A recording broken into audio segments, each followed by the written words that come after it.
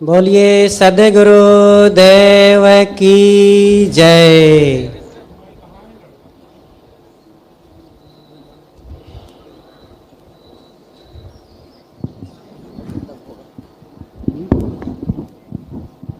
एक मिनट।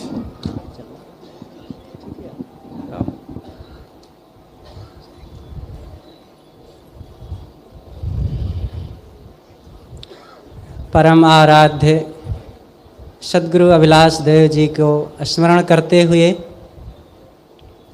मुद मंगल में पूजनीय संत समाज इस सत्संग की सरिता में निमज्जन करते हुए सम्माननीय भक्त सज्जनों, भक्तिमयी ममता मूर्ति माताओं बहनों एवं प्यारे बच्चों,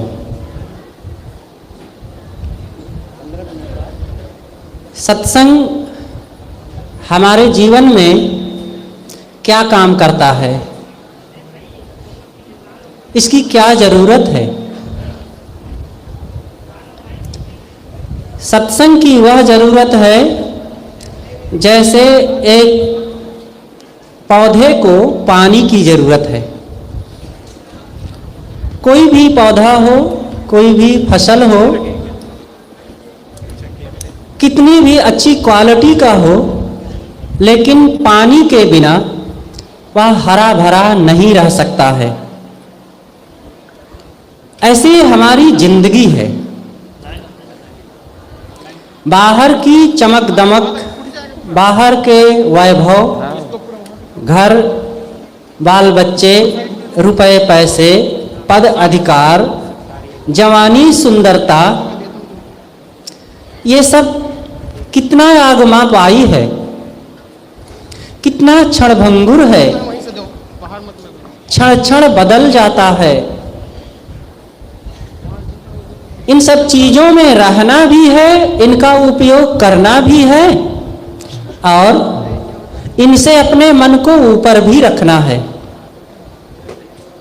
जैसे पानी में नाव पानी में ही चलती है, लेकिन पानी में ही डूबती भी है। तो कैसे किया जाए कि पानी में रह करके हम पानी से पार भी हो जाएं और डूबने से भी बच जाएं।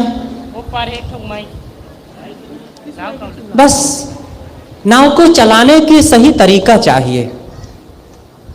ऐसी जिंदगी भी हमारी एक नाव की तरह है। सद्गुरु अभिलाष देव जी ने एक सुंदर सा भजन देखो बनाया है। उसकी पंक्ति है ये, हे प्रभु एक तू ही सहारे, मेरी नैया लगा दो किनारे। हमारी नाव का मझधार में है सब समय, चारों तरफ विषयों का, इच्छाओं कामनाओं का, वासनाओं का, देहाभिमान आदि जो मन में कुसंस्कार भरे हुए हैं, इन सब का गहरा पानी है। और इसी पानी में हमें अपने कल्याण की नाव का भी चलाना है, अपने जीवन को परमार्थ पथ में भी लगाना है। अब कोई कहे कि नहीं, जब तक ये पानी है, इच्छाएं कामनाएं वासनाओं का, हम कैसे कल्याण प्राप्त कर सकेंगे? जब ये समाप्त हो जाएगा तब कल्याण का काम करेंगे। समाप्त कैसे हो जाएगा? समाप्त करने से समाप्त होता है। और समाप्त करने के लिए यही तरीका है कि आप जब से होश संभालें, जब से समझ में आवे, अपने मन को, अपने बाल बच्चों को, अपने लोगों को अच्छी बात बतावें, अच्छे राह पर चलने की प्रेरणा देते रहें, अच्छे ग्रंथों को पढ़ें, अच्छी संगति में रहें, अच्छी बातें सुने और अच्छी बातें करें। आज इन बातों के लिए जंगल में रोने की भांति हो गया है। जैसे जंगल में कोई व्यक्ति दुखी होकर के रोवे तो कौन उसकी उस दुख दर्द भरी आवाज को सुनेगा? कोई सुनने वाला नहीं है। ऐसे ही आज समाज में ये बात कहो, लोगों से ये बात कहो कि भैया जरा ज्ञान भक्ति में मन को लगाओ, सत्संग साधना में मन को लगाओ। और ये दुनिया बड़ी खट्टी है, ये सब छूटने वाला है। तो लोगों को लगता है ये क्या बात कह रहे हैं, ये 200 वर्ष पुरानी बातें कह रहे हैं, आज तो इसकी क्या जरूरत है। आज खूब हम पढ़े लिखे हैं, हमारे पास घर धन है, रुपए पैसे हैं, पद अधिकार है, और हम बंगले में गाड़ी में चलते हैं, क्या जरूरत है, सब कुछ तो है हमारे पास। सज्जनों, चीजों का होना अलग बात है और मन का निश्चिंत निर्भय प्रसन्न होना बिल्कुल अलग बात है। अगर इन चीजों से ही सुख शांति मिली होती तो इन जो पुरा काल से बड़े बड़े महापुरुष हुए हैं, ये अपने अपने घर द्वार छोड़ करके जंगल में क्यों जाते? क्या ये नादान थे क्या? बुद्ध और भर्तृहरि, सनकादिक लोग, सनक सनंदन सनातन सनत कुमार, कबीर, दयानंद, विवेकानंद, विशाल देव, अभिलाष देव, सदगुरु पूरण साहेब, सदगुरु काशी साहेब, अरे इतिहास में भरे हुए हैं इन महापुरुषों का नाम। ये क्या क्यों छोड़ करके गए? क्योंकि उन्होंने देख लिया है कि ये संसार वैसे ही है जैसे एक रंग महल हो, सुंदर सा भवन हो और चारों तरफ वहां गहमा गहमी हो, अनेक प्रकार की बत्तियां जल रही हो और नाच राग रंग हो रहा हो, सुंदर वाद्य बज रहे हों, लेकिन अचानक खट से बिजली चली जाए तो सारे रंगमहल में सूनापन हो जाता है, अंधकार छा जाता है। क्या ऐसे हमारे जिंदगी में जो आज चहल पहल दिख रही है और चारों तरफ हर्षोल्लास आनंद के बाजे बज रहे हैं और खुशियों की धूम मची हुई है, क्या इसमें अचानक खट से बिजली नहीं चली जाएगी? देखते नहीं है कि फोन आता है, समाचार आता है, मैसेज आता है, पत्र पत्रिकाओं में बात छपती है कि फलाने का एक्सीडेंट हो गया, उनका हार्ट अटैक हो गया। रतन टाटा जी जो भारत के बहुत बड़े उद्योगपति थे और बहुत ही नेक इंसान थे, वे सेवा परायण व्यक्ति थे, देश के लिए उन्होंने बहुत काम किया है और वे भी देखो चले गए। उनका अपना करोड़ों अरबों खरबों का जो विस्तार था पूरे देश और विदेश में, उनके लिए क्या रह गया? एक कौड़ी भी साथ में गई। और उनके आगे जो अब गति होगी, उनके इकट्ठा किए हुए धन, फैक्ट्री कल कारखाने उद्योग धंधे, उसके आधार पर होगी कि उनके किए हुए कर्मों के आधार पर? जो उन्होंने धर्म परमार्थ को अच्छे संस्कार या जो भी संस्कार कमाए थे उसके अनुसार ही तो उनके उस जीव की गति होगी ना। तो असली पूंजी तो यही है। और इन्हीं सद्गुण सदाचार की पूंजी से वर्तमान में भी हम खुश रह सकते हैं, सुखी रह सकते हैं, और इसी के आधार से इस जीवन के बाद भी। आज वर्तमान में कोई ना परलोक माने, इस देह के बाद कोई जीवन को ना माने, तो वर्तमान में तो खुशियों की जरूरत है, परिवार में, समाज में एक सुंदर व्यवस्था की जरूरत है।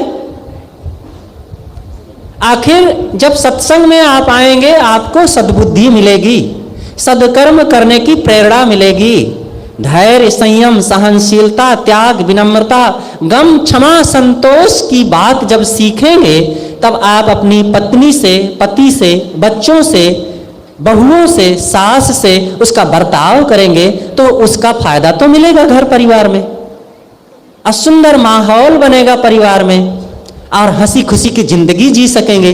और जहां रहेंगे, चाहे आप नौकरी में रह रहे हो, फैक्ट्री में रह रहे हो, खेत में रह रहे हो, मित्रों में रह रहे हो, वहां भी आपके जीवन में सुंदर व्यवहार होने के नाते उसका लाभ मिलता रहेगा। इसलिए हम सबको बड़े प्रेम और उत्साह के साथ संतों में, सत्संग में जा कर के अपने लोक और परलोक को उज्जवल बनाने का काम करना चाहिए। सदा ना रहा है, सदा ना रहेगा जमाना किसी का, नहीं चाहिए दिल दुखाना किसी का। ये हमारा जो समय है आज का, ये ऐसे ही नहीं रहेगा।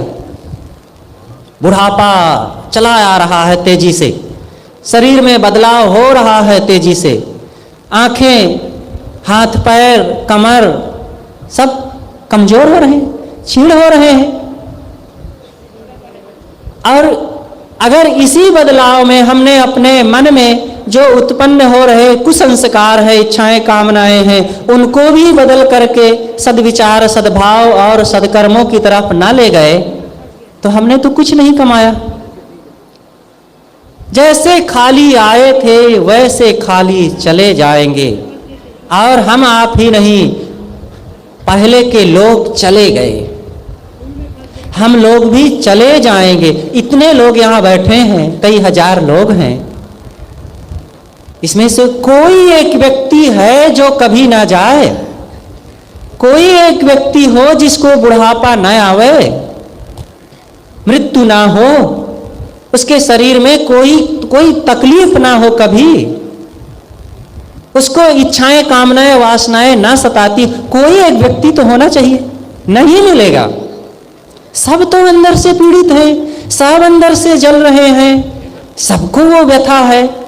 तो भाई जैसे रोग सबको एक समान है, चाहे वो गरीब हो, अमीर हो, हिंदू हो, मुसलमान हो, स्त्री हो, पुरुष हो, ब्राह्मण हो, शूद्र हो, भारतीय अभारतीय कोई भी हो, सब में एकता है। ये कहने की बात है कि हम हिंदू मुसलमान, हम ये हैं वो हैं, कुछ नहीं। हम मनुष्य हैं और मनुष्यता के राह पर चलें। हमारे ऋषियों ने, गुरुजनों ने, महापुरुष संतों ने यही उपदेश दिया। मनुर्भव दिव्यम जन्म, मनुष्य बनो और दिव्य जन समाज पैदा करो। और मनुष्यता की पहचान यह है कि हम दूसरे के दुख दर्द को पहचानें, सबके साथ सुंदर बर्ताव करें। सदगुरु कबीर का जो उपदेश है वो यही है। घाव काहि पर घालो, जित देखो तित प्राण हमारो। किसको चोट पहुंचाया जाए, किसको दुख दर्द दिया जाए, किसको धोखा दिया जाए, सबको तो अपने अपने कष्ट लगते हैं, दुख लगते हैं। तो सुखी बनो और दूसरों में सुख दो। जो हम चाहते हैं वही दूसरों को दें।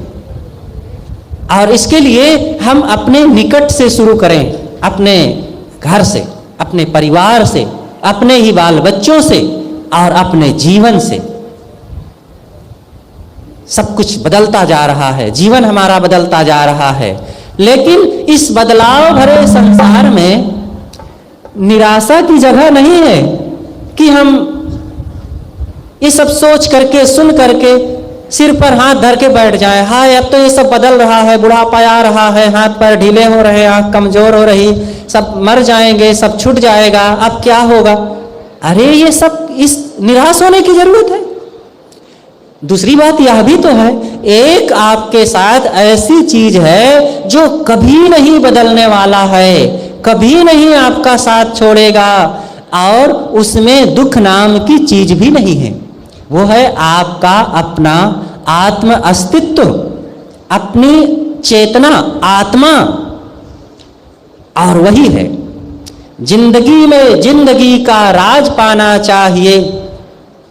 मन और इंद्रियों को स्वश रखना चाहिए, असत्य और आसक्ति का त्याग करना चाहिए, अपने को जान करके मस्त रहना चाहिए। तो ये एक नियम है, मन और इंद्रियों को स्वश रखो, दुष्कर्मों को, बुराइयों को, दोषों का त्याग करो और अपने आत्मा का ज्ञान प्राप्त करो। और इन सब बातों का बोध, ज्ञान, शिक्षा कहां से मिलेगी?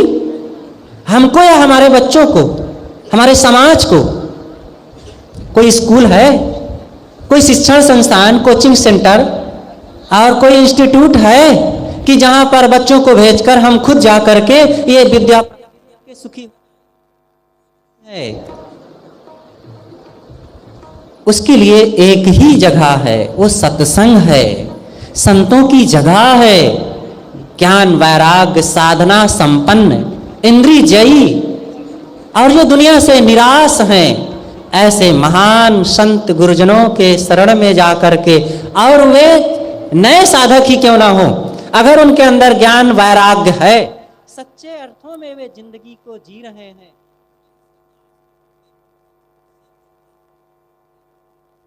इसलिए हम सब लोग ऐसे संतों गुरुजनों के पास जाकर के जिंदगी की वो आध्यात्मिक ऊर्जा को प्राप्त करें, और ये ऊर्जा हमारे लिए वर्तमान और भविष्य के लिए सब प्रकार से मंगलमय होगी, कल्याणदायी होगी। और ये काम हम सब लोग बड़ी निष्ठा से करें और इस बात को अपने बाल बच्चों में भी प्रकाशित करें। आज का समाज, आज के जो बच्चे बहुत तेजी से बहिर्मुखी हो रहे हैं, दुनिया के उस अंधी दौड़ में भाग रहे हैं। सज्जनों, अगर हम इस दौड़ में उनको बदलेंगे नहीं, कुछ नई चीज नहीं देंगे, नई प्रेरणा नहीं देंगे, तो इसमें हम ही तमाचा खाएंगे। क्योंकि ये बच्चे बहिर्मुखी चंचल होकर के वो स्वयं भटकेंगे और उसका परिणाम अपने समाज, अपने परिवार को देंगे, और इसका पूरा का पूरा खामियाजा मिल रहा है और आगे बढ़ता जाएगा। इसलिए हम सब लोग सत्संग से जुड़े, और सत्संग में भले बाहर के इतिहास, भूगोल, गणित, विज्ञान नहीं पढ़ाया जाता, लेकिन जो आपके हमारे जिंदगी की मूल आवश्यकता है, उसके लिए भरपूर सामग्री संत गुरुजन दे रहे हैं। और सदगुरु अभिलाष देव जी की वाणियों में, उनके विचारों में, सदगुरु कबीर देव के उन विषयों में, उनके दर्शन में इस बात की पुष्कल सामग्री है। हम सब लोग इन चीज़ों को ठीक से समझें और पढ़ें, लिखें और अपना कल्याण करें। मैं अपनी बातें यहीं पर समाप्त करता हूँ। बोलिए सद्गुरु देव की जय।